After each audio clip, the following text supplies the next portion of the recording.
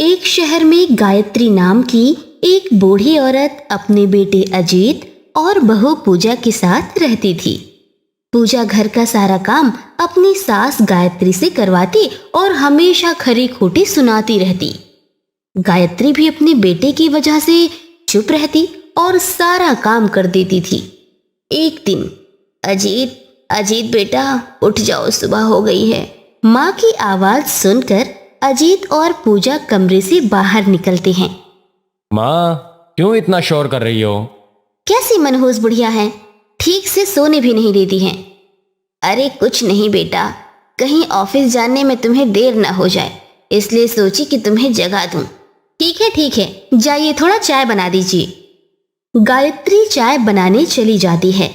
उधर अजीत और पूजा को आज जल्दी ऑफिस जाना था, इसलिए वे दोनों ऑफिस के लिए तैयार हो जाते हैं। माँ, चाय बन गई? हाँ बेटा, अभी लेकर आती हूँ।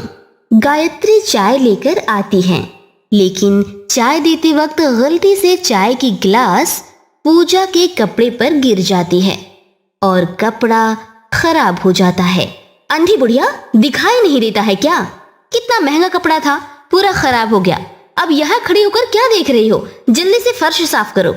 मुझे माफ कर दो, अब उम्र हो गई है ना, तो नजर भी कमजोर हो गई है। मैं साफ कर देती हूँ, तुम कपड़े बदलकर ऑफिस जाओ। अजीत और पूजा दोनों ऑफिस चले जाते हैं। इधर गायत्री अपना घर का काम करने में लग जाती है। लेकिन रात को जब अजीत और पूजा ऑफिस से आते हैं तो दोनों कमरे में बात कर रहे थे।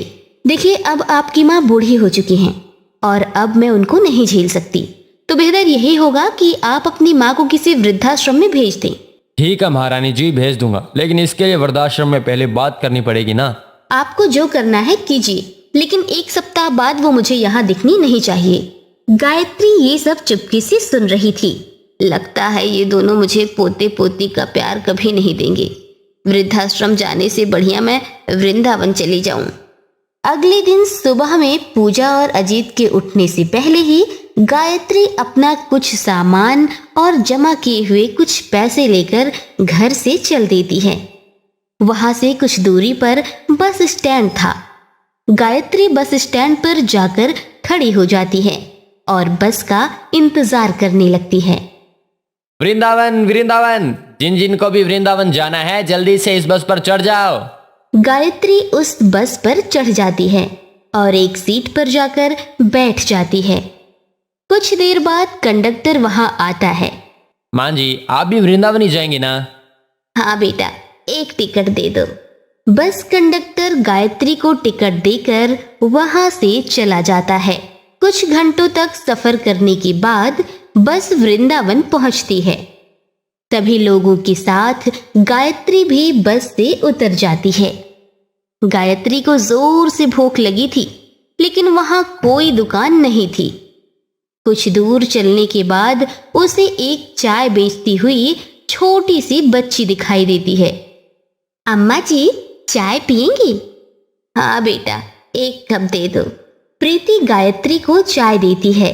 गायत्री भी चाय पीकर प्रीति को पैसे दे देती है। बेटी, तुम तो बहुत छोटी हो, तुम क्यों चाय बेचती हो? तुम्हारी उम्र तो पढ़ने लिखने की है। मेरी माँ की तबीयत बहुत खराब है, इसलिए मैं चाय बेचकर पैसे इकट्ठा करती हूँ।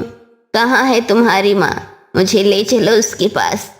प्रीति गायत्री को अपने घर लेकर जाती है। प्रीति की माँ घर में सोई हुई थी। गायत्री को देखकर वो जग जाती हैं। अम्मा जी, कौन है आप और यहाँ क्यों आई हैं? ये नन्ही सी बच्ची इतनी कड़कड़ाती धूप में चाय बेच रही थी।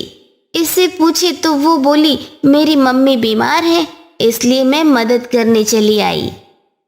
हाँ, मैं गर्भवती हूँ, इसलिए मेरी बच्ची को चाय बेचना पड़ता है, और हम कर भी क्या सकते हैं इसके अलावा।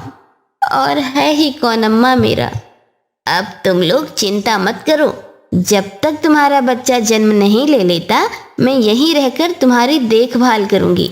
गायत्री उसी घर में प्रीति और उसकी माँ के साथ रहने लगती है।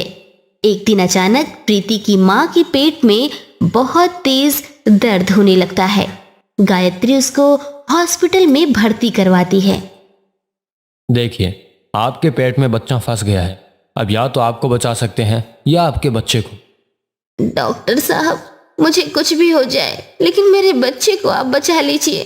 और अम्मा जी, अगर मैं न रहूं तो मेरे बच्चे का ख्याल रखिएगा। फिर डॉक्टर ऑपरेशन स्टार्ट करते हैं और बच्चे को बचा लेते हैं, लेकिन प्रीति की माँ मर जाती है। बच्चे की माँ ने यह बच्चा आपको सौंपने के लिए कहा था, इसलिए आप ये बच्चा ले जाइए। गायत्री बच्चे को लेकर हॉस्पिटल से जब घर पहुंचती है तो देखती है कि प्रीति दरवाजे पर ही बैठे हुए अपनी माँ का इंतजार कर रही थी। अम्मा, मेरी माँ नहीं आई? कहाँ है वो? ये मेरा भाई है, लेकिन मेरी माँ कहाँ है? माँ, माँ, माँ, माँ। बेटी, अब तुम्हारी माँ इस दुनिया में नहीं रही। गायत्री प्रीति और बच्चे की देखभाल करने के लिए उसी के साथ रहने लगती है। कुछ दिनों बाद गायत्री अपनी चांदी की कंगन बेचकर एक चाय की दुकान खोलती है और दोनों बच्चों की परवरिश करने लगती है। दोस्तों, अगर आपको ये कहानी पसंद आई है तो आप हमारे चैनल को सब्सक्राइब करें, लाइक करें और वीडियो को शेयर करें। Thanks for watching. Bye bye.